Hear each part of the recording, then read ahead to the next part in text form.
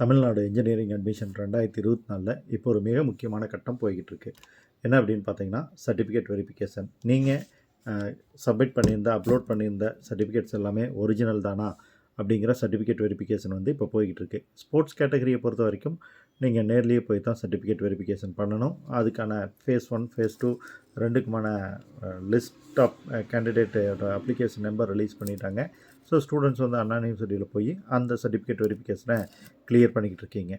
ரெண்டாவது கேட்டகரி பார்த்தீங்கன்னா, sports category இல்லாத மற்ற எல்லா கேட்டகரியும் வந்து ஆன்லைன்லேயே சர்டிஃபிகேட் வெரிஃபிகேஷன் பண்ணிக்கிட்டு இருக்காங்க. நீங்கள் நேரில் எங்கேயும் போக தேவையில்லை.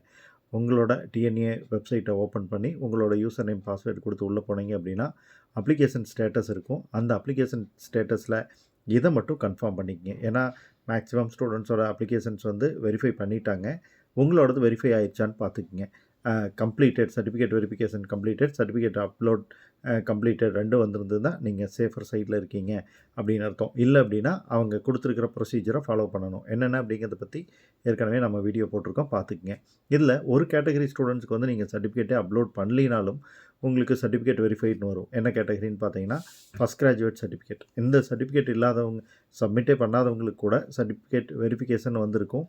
ஏன்னா இது வந்து உங்களோட ஸ்காலர்ஷிப் சம்மந்தப்பட்டது தான், அட்மிஷன் ப்ரொசீஜர் சம்மந்தப்பட்டது இல்லை அப்படிங்கிறதுனால நீங்கள் ஒரு வேளை இப்போது ஃபஸ்ட் கிராஜுவேட் சப்மிட் பண்ணாமல் இருந்தாலும் கூட, எஸ் கொடுத்துட்டு சப்மிட் பண்ணாமல் இருந்தாலும் கூட, நாளைக்கு காலேஜில் போய் நீங்கள் சர்டிஃபிகேட்டை சப்மிட் பண்ணி ஃபஸ்ட் கிராஜுவேட் வாங்கிக்கலாம் அப்படிங்கிறதுனால இந்த ரிலாக்ஸேஷன் கொடுத்துருக்காங்க.